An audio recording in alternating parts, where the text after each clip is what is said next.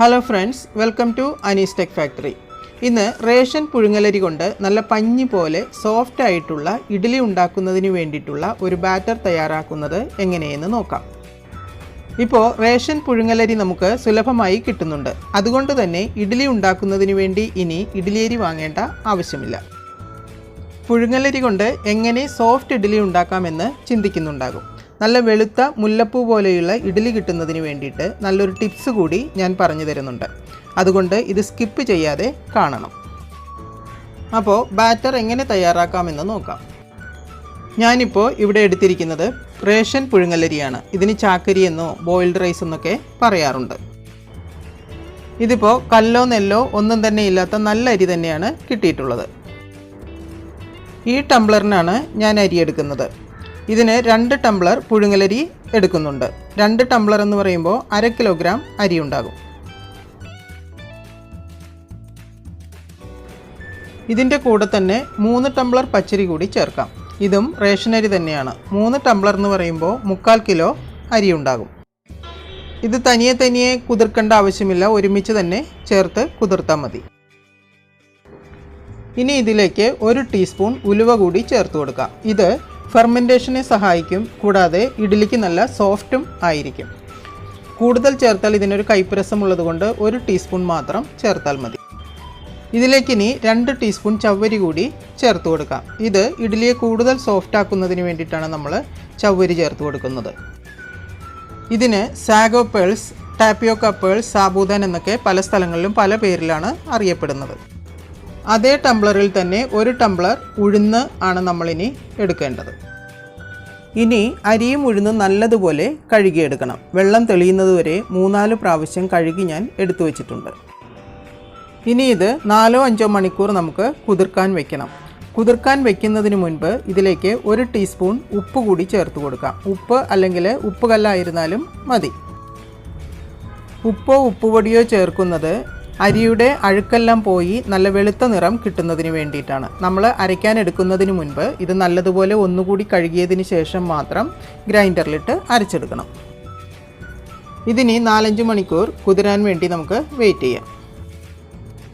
ഉപ്പിട്ട് വച്ചിരുന്ന അരി നന്നായിട്ട് കഴുകിയതിന് ശേഷം ഞാൻ ഗ്രൈൻഡറിലേക്ക് ഇട്ടിട്ടുണ്ടായിരുന്നു. ഇതിപ്പോൾ പകുതിയോളം അരഞ്ഞു കഴിഞ്ഞു. ഇനി ഒരു 15 നിമിഷം കൂടി കഴിഞ്ഞു കഴിഞ്ഞാൽ ഇത് നല്ലതുപോലെ അരഞ്ഞു കിട്ടും. മൊത്തം ഒരു അരമണിക്കൂർ മതി നമുക്കിത് അരഞ്ഞു കിട്ടാൻ വേണ്ടിയിട്ട്. അരിമാവ് എടുത്ത ശേഷം ഞാൻ രണ്ടാമത് ഉഴുന്നാണ് അരയ്ക്കാനിട്ടത്. ഇതും നല്ലതുപോലെ അരഞ്ഞ് നല്ല ഫ്ലഫിയായി വന്നിട്ടുണ്ട്.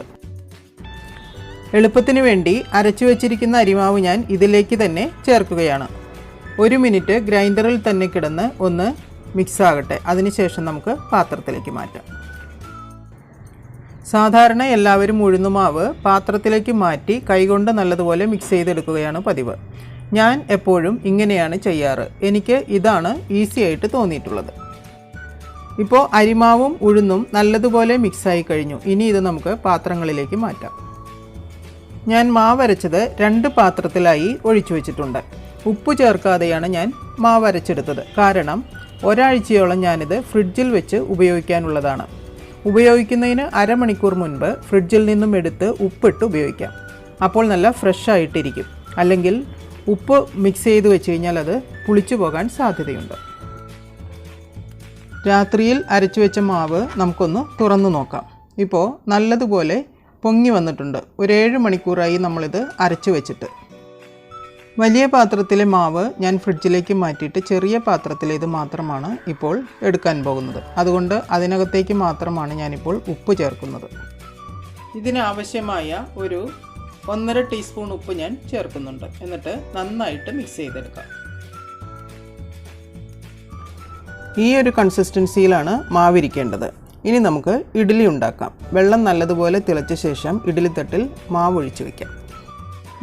ഇഡ്ഡലിത്തട്ടിൽ ഞാൻ മാവ് ഒഴിച്ച് വെച്ചിരുന്നു. 5 to 7 മിനിറ്റ്സ് മതി ഇഡ്ഡലി കുക്കാകുന്നതിന് വേണ്ടിയിട്ട്. നമുക്കിതൊന്ന് തുറന്നു നോക്കാം.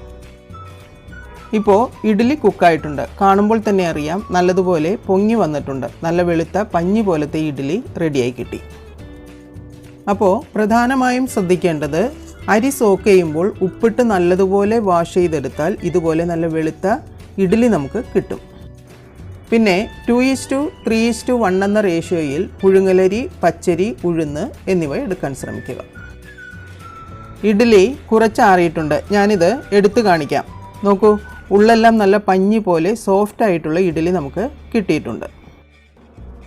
അപ്പോൾ സാധാരണ ഇഡ്ഡലി അരി കൊണ്ടുണ്ടാക്കുന്ന അതേ രുചിയിൽ തന്നെ നമുക്ക് ഈ മാവിലും ഇഡ്ഡലി ഉണ്ടാക്കാവുന്നതാണ്. ഇഡ്ഡലി മാത്രമല്ല, ദോശ, കാരപ്പണിയാരം, ഊത്തപ്പം ഒക്കെ ഉണ്ടാക്കാൻ സാധിക്കും. വീഡിയോ എല്ലാവർക്കും ഇഷ്ടമായെന്ന് കരുതുന്നു. നിങ്ങളും ഇതൊന്ന് ട്രൈ ചെയ്ത് നോക്കണം. Okay, until then, see you in the next video.